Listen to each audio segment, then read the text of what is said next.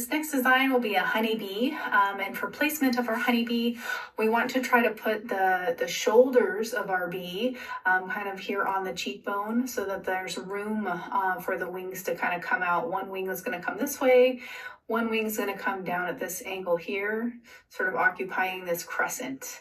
That will give room for the head of the bee to sit right about here and the antenna to come up towards the temple. And then the rest of the bee will come down the rest of the cheek here. And we'll add a little bit of honeycomb at the top and the bottom just to give it some flow. Starting off with our honeybee, I'm just going to lay myself a little guideline here just to sort of make sure I keep things symmetrical. The body, we're going to lay down with some yellow. This is a 2/3 inch angle brush, and the body's kind of a very angular hourglass shape or a figure 8 shape. With sort of an inverted triangle on top and a diamond shape on the bottom. And I'm leaving a lot of room there for wings to come out. Those wings are going to be white, so I don't want to lay a bunch of color down for the white to then have to pick up. It's just not going to be as nice of a looking color. And since I've already got yellow on my brush, I'm just adding a little yellow above and below my V shape because I'm going to put some honeycomb stencil down. You could do this with a sponge if you're more comfortable. I'm just faster with a brush usually. Okay, and now I've got my stencil and some brown. And my sponge is not very wet. It's leaning more towards dry. So I'm pressing pretty firmly.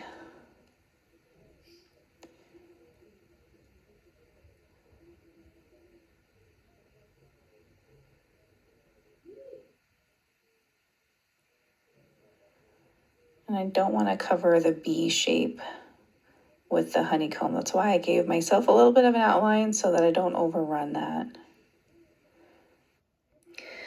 And now I've got a 1/2 inch angle brush here. I've picked up a little black and orange. And I'm doing kind of a swoop here at the bottom. It's a stripe, but I'm keeping in with the curvature of the body of this bee. I don't want it to be straight.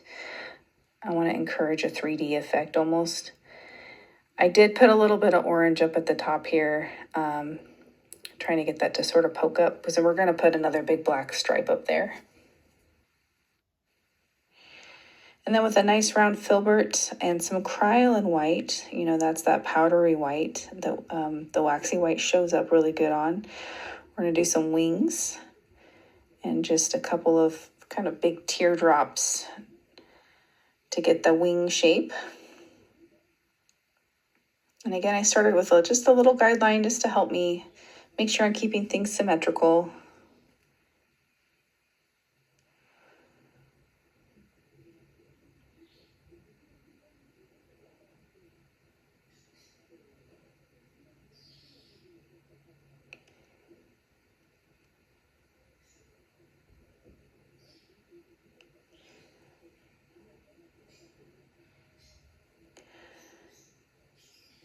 Okay, there's my wings.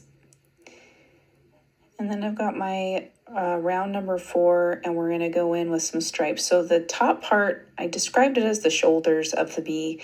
Where the wings connect to the body here, I'm just putting this inverted triangle in black. It's just kind of the stripe that's going to be across the back of the bee. I ended up covering up some of that orange I put up there, but that's okay. It still looks good. So then we're going to do the stripes on the bottom. And again, I don't want them to be straight. We're keeping with the curvature and encouraging this sort of 3D look. So starting from the middle of this diamond, I'm putting pressure on the brush. And basically these are just teardrops. And I'm just dragging those points very lightly up towards where the wings are going to be. I'll outline the top here.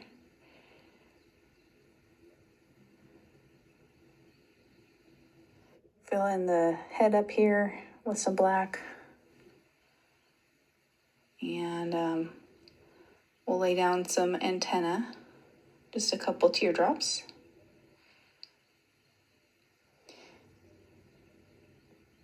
And then insect legs are very segmented, and they're a series of teardrops usually. That's how I paint them.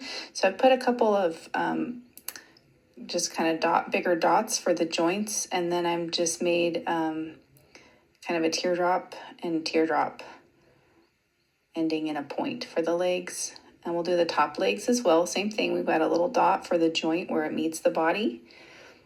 Teardrop, teardrop, and another teardrop going the other direction.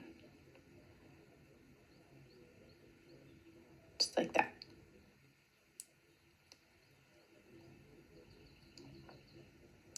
I'm switching to liner 0 to do the finer outline around these wings. Because these are wings, I don't want the outline to be too heavy-handed. I want it to stay nice and crisp. And I do want those wings to connect up at the top of those shoulders where that triangle is.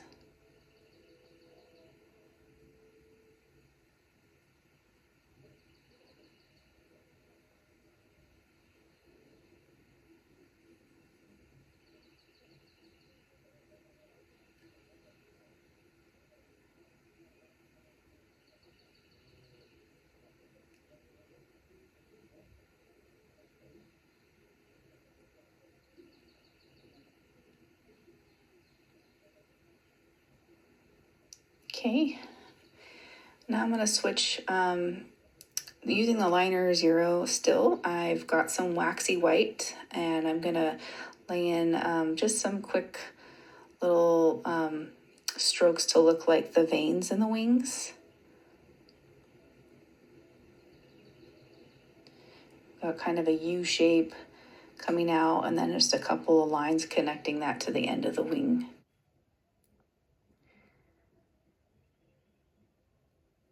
If you can hear birds singing in the background as I'm recording this class for you, those are birds that are right outside my window. My window's closed. They're just very loud today.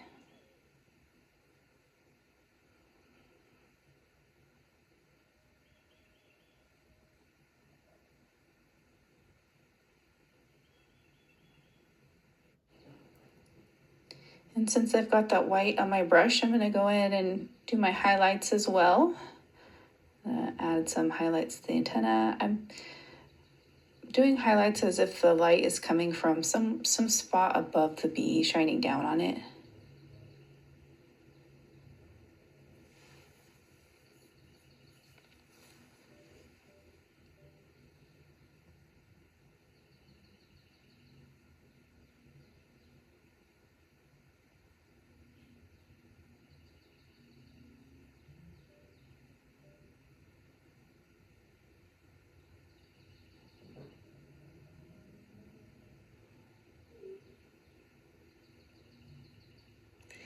And don't forget to highlight those little joints for the little segmented legs. Put a little dot, little tiny teardrops to give those definition as well. And that's our bee. We'll add a little glitter, a little gold, of course.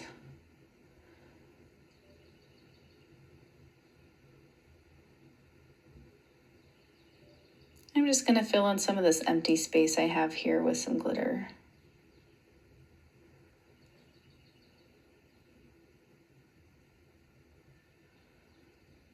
I don't want to cover my design, all those details I spent time making with glitter, so I just want to fill in a little space. And there's our honeybee design.